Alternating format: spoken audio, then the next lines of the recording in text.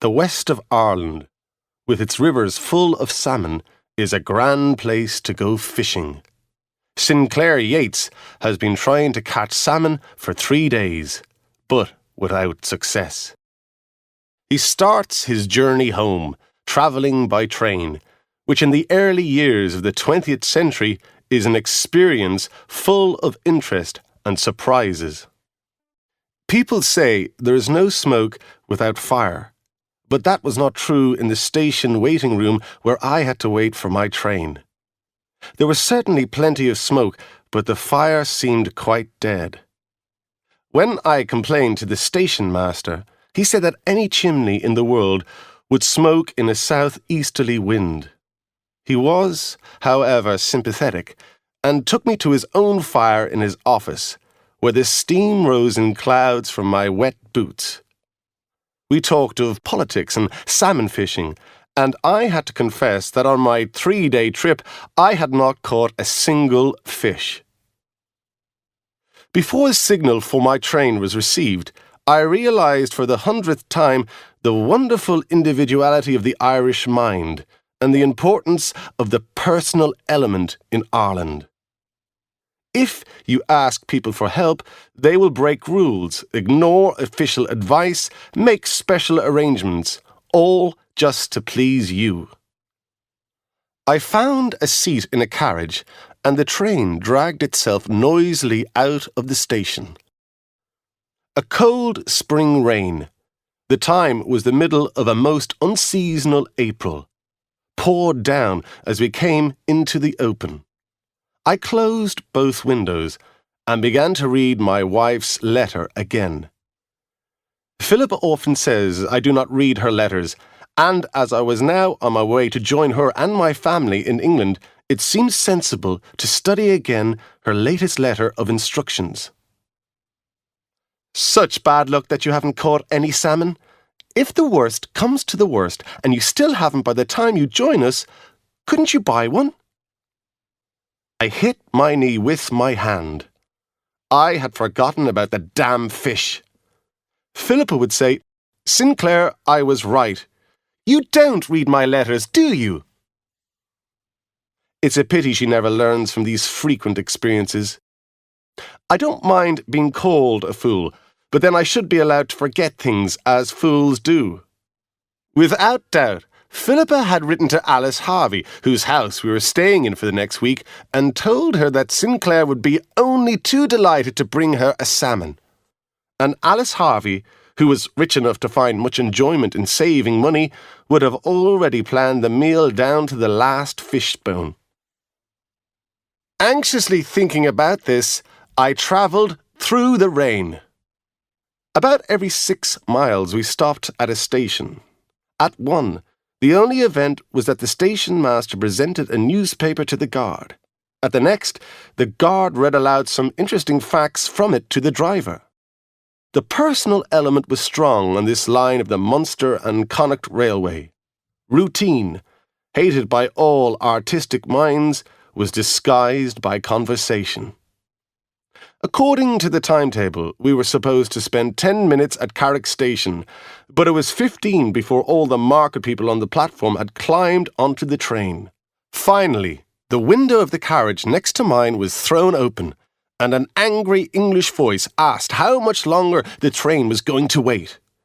The station master, who was deep in conversation with the guard, and a man carrying a long parcel wrapped in newspaper, looked round and said seriously, "Well now, that's a mystery."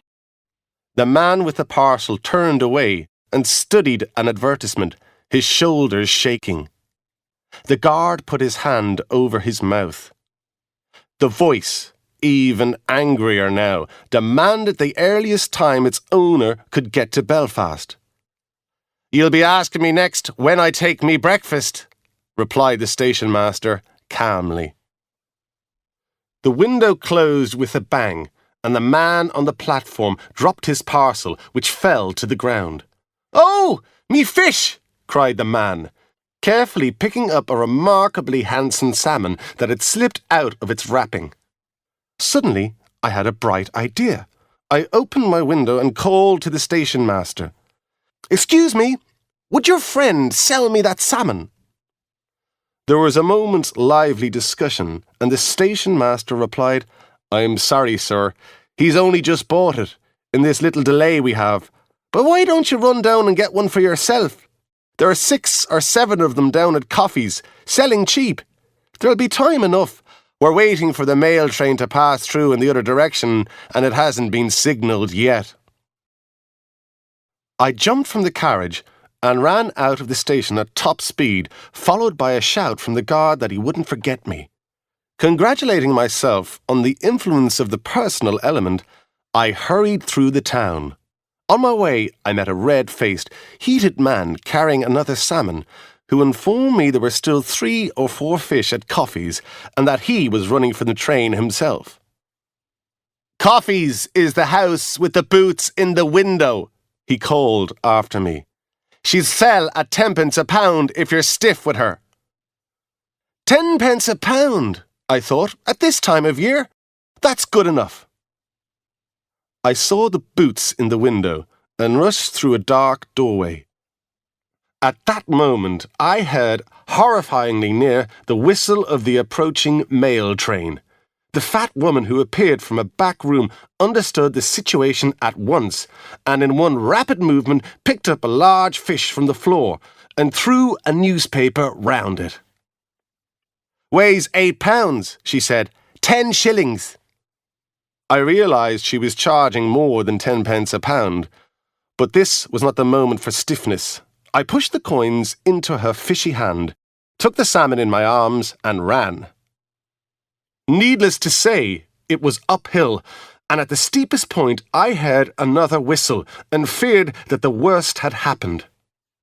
When I reached the platform, my train was already out of the station, but the personal element was still working for me. Everybody in the station, or so it seemed to me, shouted loudly to the driver. The station master put his fingers in his mouth and sent an unearthly whistle after the departing train. It took effect. The train slowed. I jumped from the platform and followed it along the rails. There were passengers' heads at all the windows, watching me with deep interest. The guard bent down and helped me up onto the train. "Sorry, sir. The English gentleman going to Belfast wouldn't let me wait any longer," he said, apologetically. From Carrick Station came a delighted cry from the station master. "You told him you wouldn't forget him!" My very public return to my seat was greeted with great sympathy by the 7 countrywomen who were now in my carriage. I was hot and out of breath, and the eyes of the 7 women were fixed on me with deep and untiring interest. After a while, one of them opened the conversation by supposing it was at Coffee's I got the salmon. I said it was. There was a silence, during which it was obvious that one question burnt in every heart. "She's sure to have asked for 10p, said one woman. "It's a beautiful fish," I said bravely. 8 pounds weight. I gave her 10 shillings for it. This confession produced a wave of shock and sympathy. Sure, and Eliza Coffey would rob her own mother. How could an honest gentleman win a battle with her? Eliza Coffey never paid a penny for that fish. Those boys of hers stole a whole lot of them last night. At the next station, they climbed out. I helped them with their heavy baskets, and in return they told me I was a fine man, and they wished me well on my journey. They also left me with the information that I was soon to present the highly respectable Alice Harvey with a stolen salmon. The afternoon passed cheerlessly into evening, and my journey did not get any better. Somewhere in the grey half-light I changed trains, and again later on, and at each change the salmon lost some of its newspaper wrapping. I wondered seriously whether to bury it in my suitcase. At the next station we paused for a long time. Nothing at all happened, and the rain beat patiently on the carriage roof. I closed my eyes to avoid the cold stare of the salmon and fell asleep. I woke up in total darkness. The train was not moving, and there was complete silence. I could see a lamp at the far end of a platform, so I knew we were at a station. I lit a match and discovered from my watch that it was 11 o'clock, exactly the time I was supposed to board the mail train. I jumped down and ran along the platform. There was no one on the train. There was no one even in the engine, which was making sad little noises to itself in the silence. There was not a human being anywhere. The name of the station was just visible in the darkness. With a lighted match, I went along it, letter by letter, but it was so long that by the time I got to the end, I had forgotten the beginning. One thing I did realise, though, was that it was not Loch Ranny, the station where I had planned to catch the mail train. For a moment, I had the feeling that there had been an accident and that I now existed in another world. Once more, I investigated the station, the ticket office, the waiting room, and finally discovered, at some distance, the station master's office. As I came closer, I could see a thin line of light under the door, and a voice was suddenly raised inside. "Let's see you beat that! Throw down your king!" I opened the door with understandable violence and found the guard, the station master, the driver, and his assistant seated around a table playing a game of cards. I was angry, and with good reason, but I accepted what they said in their defence. They thought there was no one left on the train. A few minutes here or there wouldn't matter. They would soon get me to Loch Ranny, and the mail train was often late. Hoping they were right about my chances of making the connection, I hurried back to my carriage, with the officials running enthusiastically ahead of me. "Watch out for the goods train, Tim!" shouted the station master to the driver as he banged my door shut. "She might be coming any time now." The answer travelled back proudly from the engine. "Let her come. She'll have us to deal with." The train moved forward and gained speed rapidly. We had about 15 miles to go, and we went as fast as the engine could manage, but it was no good. We arrived too late. "Well," said the guard, as I stepped onto the deserted platform of Loch Ranny station, "that old mail is the most unpunctual train in Ireland. If you're a minute late, she's gone, and maybe if you're early, you'd be half an hour waiting for her." On the whole, the guard did his best. He said he would show me the best hotel in town, although he feared it would be hard to get a bed anywhere because of the fesh. A fesh, it seems, is a festival of Irish songs and dances where people compete for prizes. He picked up my case. He even carried the salmon, and as we walked through the empty streets, he explained to me how easily I could catch the morning boat from Rosslare, and how it was, in fact, quite an improvement on my previous plan. All was dark at the uninviting door of the hotel chosen by the guard. For 5 whole minutes we rang the bell hard. I suggested trying a different hotel. "He'll come," said the guard, confidently. "He'll come. It rings in his room, so it does."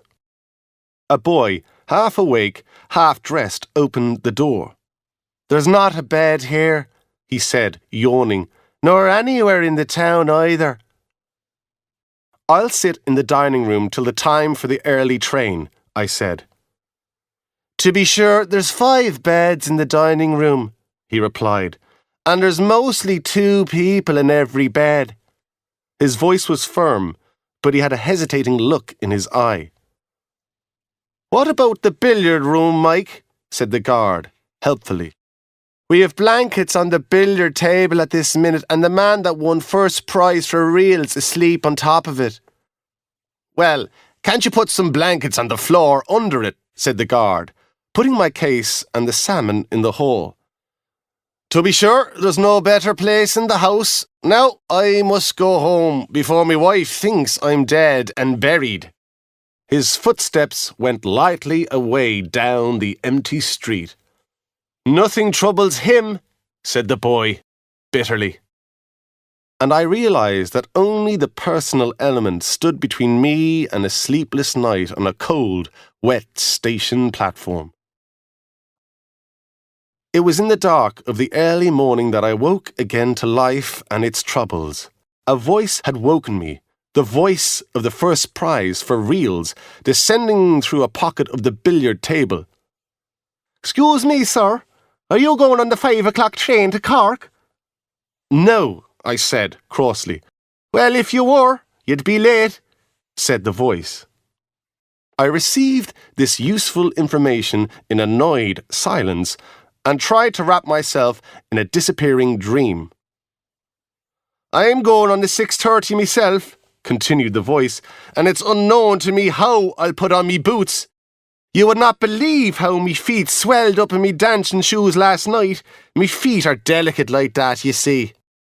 I pretended to be asleep, but the dream was gone, and so was any chance of further sleep. The first prize for reels got down from the billiard table, presenting an extraordinary picture. He was wearing grass-green breeches, a white shirt, and pearl-grey stockings. He undressed and put on ordinary clothes, including his painful boots. He then removed himself and his things to the hall, where he had a loud conversation with the boy. Meanwhile, I crawled out of my hiding place to renew my struggle with life. Fortunately, the boy soon appeared with a cup of tea. "I've wrapped the salmon up in brown paper for you, sir," he said cheerfully. "It's safe to take across Europe with you if you like. I'll just run up to the station now with the luggage.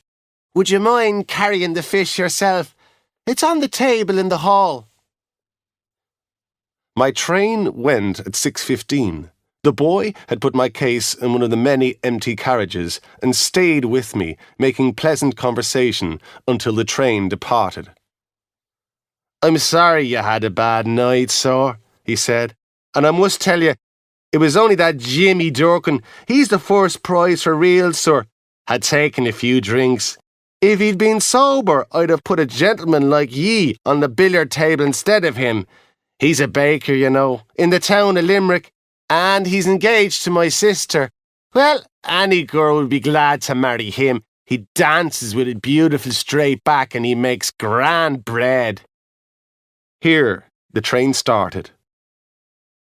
It was late that night when, stiff, dirty, with tired eyes blinded by the bright lights, I was taken by the Harveys' well-trained doorman into the Harveys' huge grand hall, and was told by another of the Harveys' beautifully dressed servants that dinner was over.